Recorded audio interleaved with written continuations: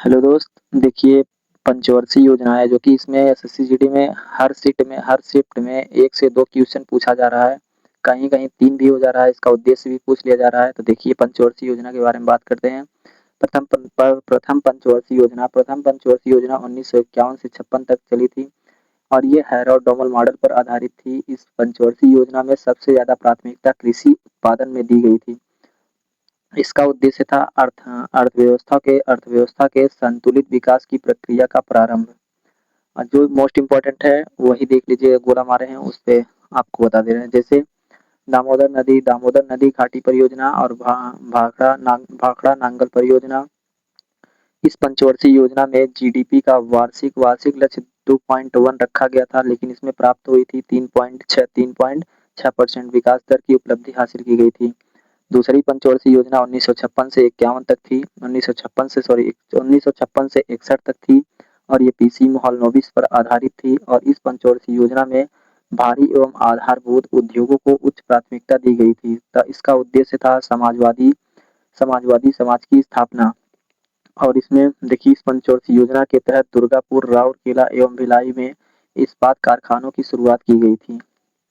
और इस पंचवर्षीय योजना में वार्षिक लक्ष्य 4.5 रखा गया था, लेकिन प्राप्त हुई थी लगभग 4.3 विकास दर के इसमें 4.3 विकास दर ही हासिल की गई थी।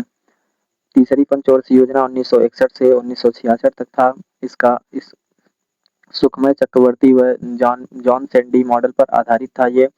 और इस पंचवर्षीय योजना में कृषि एवं उद्योगों दोनों को प्राथमिकता दी गई थी। इसका उद्देश्य था अर्थव्यवस्था को आत्मनिर्भर बनाना एवं इसे स्वतः स्वतः स्फूर्त अवस्था में पहुंचाना। सर्वाधिक असफल पंचवर्षीय योजना यही है।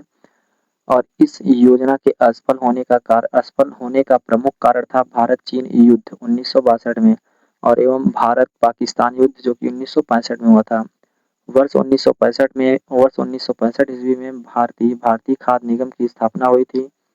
इस पंचवर्षीय योजना के दौरान वर्ष 1964 में बोकारो झारखंड में एक इस्पात कारखाने की शुरुआत पूर्व सोवियत संघ के सहयोग से हुई थी। देखिए, जो तीसरी पंचवर्षीय योजना थी, इस पंचवर्षीय योजना में जीडीपी का वार्षिक लक्ष्य 5.6 रखा गया था। 5.6 रखा गया था। यह पंचवर्षीय योजना असफल रही क्योंकि इसमें जीडीपी ने केवल 2.8% विकास दर ही हासिल की थी। योजना अवकाश 1966 से 1969 तक चला था। इस अवधि में 3 प्रमुख वार्षिक योजनाएं थी। 1966 से 67 तक, 1967 से 68 तक, 1968 से 69 तक तैयार की गई थी। इस अवधि में कृषि क्षेत्र को काफी प्राथमिकता दी गई थी। भारत में हरित क्रांति 1966 से 67 का प्रारंभ हुआ था। चौथी पंचवर्षीय योजना 1969 से 1974 तक चली थी और ये अशोक रुद्र एवं एलन मात्रे मॉडल पर आधारित थी। इसका उद्देश्य था स्थिरता के साथ आर्थिक विकास एवं आत्मनिर्भरता की प्राप्ति। इस योजना के असफलता के प्रमुख कारण थे भारत पाकिस्तान युद्ध 1971 एवं बांग्लादेशी शरणार्थियों का आगमन था। चौथी पंचवर्षीय योजना के तहत ही 14 बैंकों का राष्ट्रीयकरण किया गया था 19 जुलाई 1969 में। इस पंचवर्षीय योजना में जीडीपी का वार्षिक लक्ष्य 5.7 रखा गया था, लेकिन प्राप्त केवल 3.3 ही हासिल हुई थी। पांचवी पंचवर्षीय योजना 1974 से 1978 तक चली थी। ये डीपीधर मॉडल पर आधारित थी। इसका उद्देश्य था गरीबी उन्मूलन। इसी में 20 सूत्री कार्यक्रम 1975 का प्रारंभ हुआ था। आपातकाल 1975 में लागू हुआ था। इसी पंचवर्षीय योजना में वर्ष 1975 ईस्वी में क्षेत्रीय ग्रामीण बैंक की स्थापना हुई थी। न्यूनतम आवश्यकता कार्यक्रम प्रारंभ हुआ था। इसी पंचवर्षीय योजना के बदले में काम के बदले अनाज योजना प्रारंभ हुआ था और इंदिरा गांधी ने गरीबी हटाओ का नारा इसी पंचवर्षीय योजना में दिया था। यह योजना केवल 4 वर्ष ही चली थी।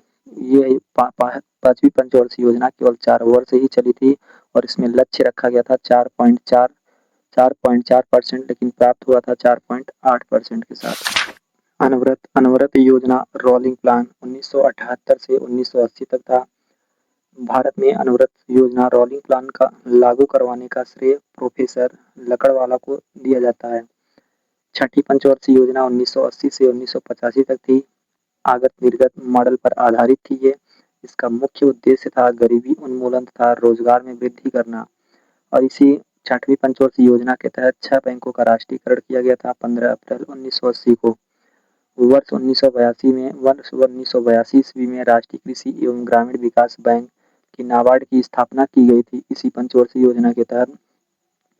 इस पंचवर्षीय योजना में जीडीपी का वार्षिक लक्ष्य 5.2 रखा गया था और प्राप्त हुई थी 5.7। सातवीं पंचवर्षीय योजना 1985 से 90 तक चली थी। जॉन मिलर मॉडल पर आधारित थी ये। और वर्ष 1988 में भारतीय प्रतिभूति एवं विनिमय बोर्ड सेबी की स्थापना की गई थी इसी पंचवर्षीय योजना के तहत। और इसका लक्ष्य रखा गया था 5.0 और इसमें प्राप्त हुई थी लगभग 6% प्राप्त की गई थी। योजना अवकाश 1900। फिर उसके बाद ये सातवीं पंचवर्षीय योजना के बाद योजना अवकाश आया था 1990 से 1992 तक। वर्ष 1990 में भारतीय लघु उद्योग विकास बैंक सीडीबी की स्थापना की गई थी। आठवीं पंचवर्षीय योजना 1992 से 1997 तक चली थी और इस योजना का लक्ष्य रखा गया था 5.6% लेकिन प्राप्त हुई थी 6.8% विकास दर के साथ। नौवीं पंचवर्षीय योजना 1997 से 2002 तक चली थी और इस पंचवर्षीय योजना में किसान क्रेडिट कार्ड प्रारंभ किया गया था। इसका वार्षिक लक्ष्य रखा गया था 6.5% और प्राप्त हुई थी 5.4% विकास दर के साथ। 10वीं पंचवर्षीय योजना 2002 से 2007 तक चली थी और इस पंचवर्षीय योजना में वार्षिक लक्ष्य रखा गया था 8% और लेकिन प्राप्त हुई थी 7.6% विकास दर के साथ। और ये सर्वाधिक सफल पंचवर्षीय योजना थी। और 11वीं पंचवर्षीय योजना 2007 से 2012 तक चली थी और ये सी रंगराजन मॉडल पर आधारित थी। और इसमें वार्षिक लक्ष्य रखा गया था 9% लेकिन प्राप्त हुई थी 8% विकास दर के साथ।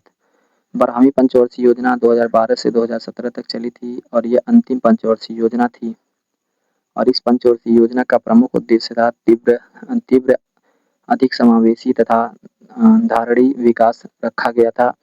और देखिएगा जो जीत सीरीज का लाया गया था वो प्रैक्टिस सेट उसका हैंड रिटन नोट्स पूरे सभी क्लास का है, प्लेलिस्ट में है, देख लीजिएगा उसको भी।